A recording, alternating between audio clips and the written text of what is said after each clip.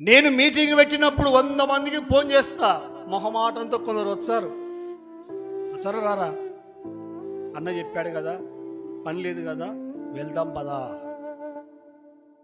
వస్తారు.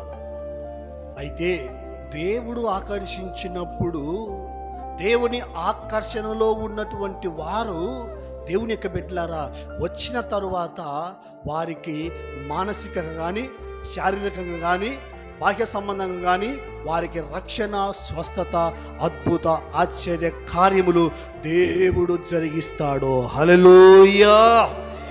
ఎందుకంటే దేవుని వాక్యం అదే తెలియజేస్తూ ఉంది. నా అనుదిన ప్రార్థన దేవుని సన్నిధిలో నా ప్రార్థన అదే ఉంటుంది. అయ్యా, మీటింగ్స్ ఏర్పాటు చేసుకున్నాం, పాంప్లెట్ చూసిన వారు నీవు ఆకర్షించాలి. పాంప్లెట్ కాదు, పోస్టర్లు కాదు, లేకపోతే ఒక దైవ సేవకుని యొక్క పిలుపు కాదు ఆకర్షణ. దేవుడు ఆకర్షించాలి.